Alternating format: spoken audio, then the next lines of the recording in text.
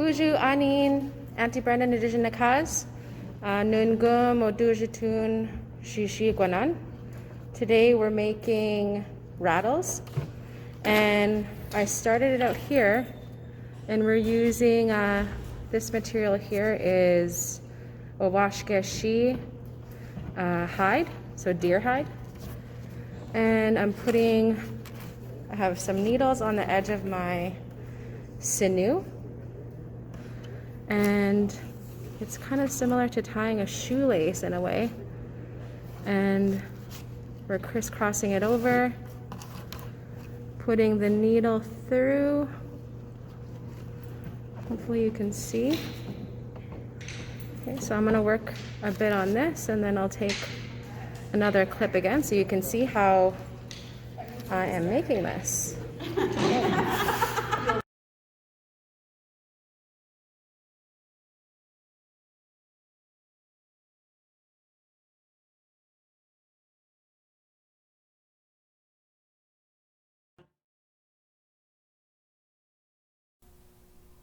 Ninabatuan, I am threading. So a teaching that I was taught when making items like these, like shiji guanan, the rattles, or if you make a drum, doe gun, if you're making things like this, it's important to have good thoughts, minoanen dan, good thoughts, or to have a good energy, think good things. Yeah, so that was something I was taught, and just for any kind of items that you're going to be sharing with other people, especially children, apanunjiag. Yeah, so think good thoughts. Minoanen dan. Beka, slow down. Minoanen dan, think good thoughts. Miigwech, thank you. The material that we have here is Wawashke Shi Bashkwegan. That's how you say deer hide.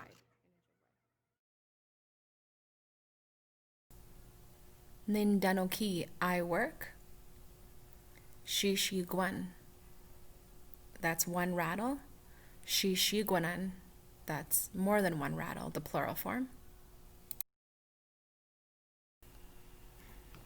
I would make sure that when I'm pulling that sinew, that I'm pulling as tight as I can, and then I would crisscross that sinew over and put it in that same hole and just keep doing that.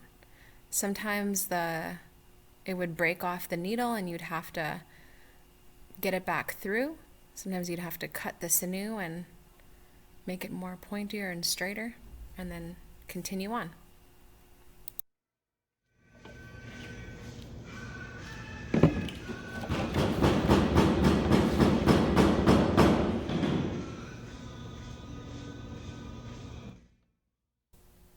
Nigiji ta, I finished.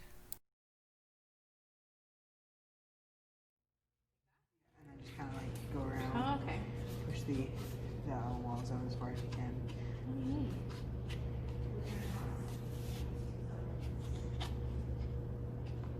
Like keep going, or? That should be good. Okay. So every time we add a little bit of sound, we're going to use that to pack it down. Okay.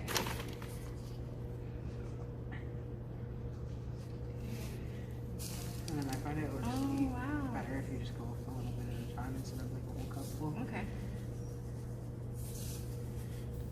Nigikanu ama geukwe, Ashley. My teacher Ashley was showing me how to fill the rattle with sand, and yeah, we were opening it up with a dowel prior to filling it.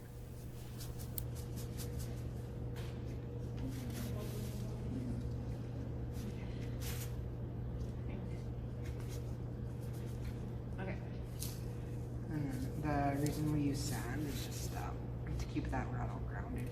Oh wow, okay. Yeah. Wow, that's nice.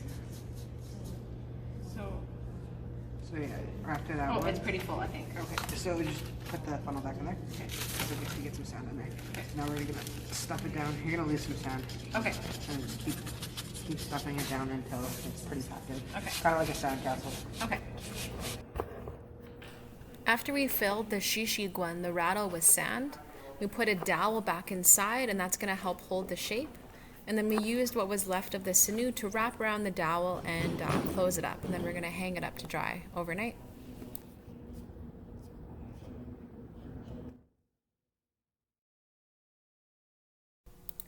Here are some of our rattles, shishiguanan, after they're filled with sand. We finished most all of our shishiguanan, our rattles, on day 1. And you can see we have them all hung up here, and hang them up is going to help them hold their shape overnight.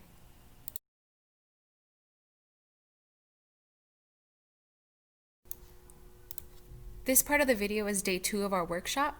So the shishiguanan, the rattles, were hanging to dry overnight, so they're a bit more solid today. So what we did is we took that dowel out, and now we're putting in asinig, rocks. That's how you say rocks in Ojibwe, more than one, asinig. And before we did this, we put some glue around the edges of the rattle, and that's going to hold the rattle in place more, and keeping, anything inside more secure once the rattle's in use. So once again, while we're doing this process, we're having good thoughts. Minoan endan.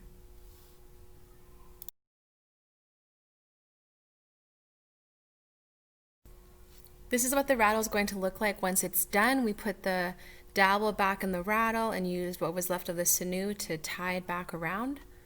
So that's the end of our workshop. And the way we say one rattle in Ojibwe is shishiguan. And then more than one rattle is shishiguanan. Miigwech. Thank you.